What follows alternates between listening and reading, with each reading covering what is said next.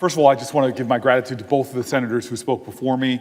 My friend and Senator Coons, my friend Senator Jeff Flake. I want to especially thank Jeff Flake for his willingness not just to lead with words, but to make a commitment on the Senate floor that he will not be voting on judicial appointments until this is brought to a vote. Senator Flake and Senator Coons have really said pretty much all of what I was going to say. And so perhaps just very succinctly and very candidly, I just want to reiterate this moment that we're in and the gravity of the moment we're in.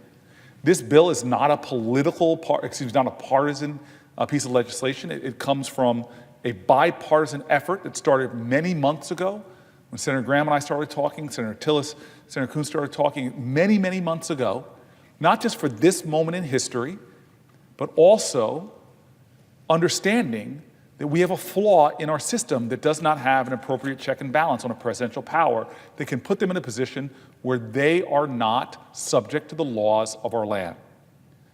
This Special Counsel Independence and Integrity Act came from a bipartisan effort to try to make sure we have appropriate checks and balances to prevent a constitutional crisis. It's actually a forward-thinking bill. It's the understanding that we should not be reactivists in the cause of our democracy, but proactive in preventing and securing the great nation and our laws and our rules that we all cherish. And so to see a bipartisan bill worked on, crafted, compromised, brought to committee, be voted out of committee, to see a bill languish now without a vote that I agree with Senator Coons would get more than 60 votes and would provide a reasonable check and balance. Now, the urgency in this moment, and I agree that this is a bill that's important for history, but the urgency of this moment, Senator Coons has already gone over.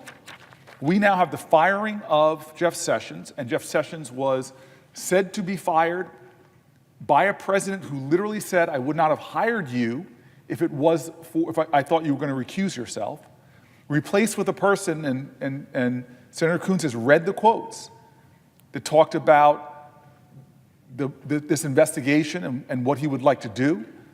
He called it a witch hunt, compromised himself now in the position that he's in.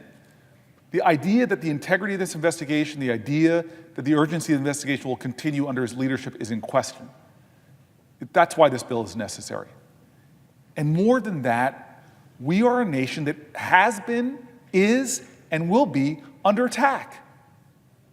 All of our intelligence agencies have a consensus of the conclusion that our democracy is under attack. We need to understand what happened, what is happening, and how to prevent it from happening again, and hold those people accountable.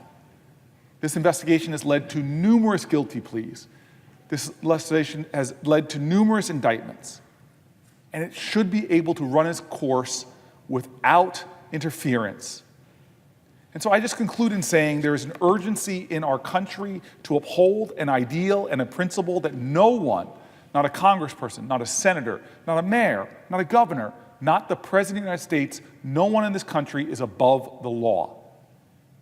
And there is ample evidence of this body taking reasonable, measured, bipartisan actions to make sure we have the balanced government that was designed and intended by our founders. This is a reasonable, modest check and balance on presidential power to ensure that no one, including the President of the United States, is above the law. So I am deeply grateful for Senator Coons, Senator Tillis, Senator Graham, and especially for the leadership shown right now by Senator Flake in this important moment to avoid a constitutional crisis. Mr. President, thank you.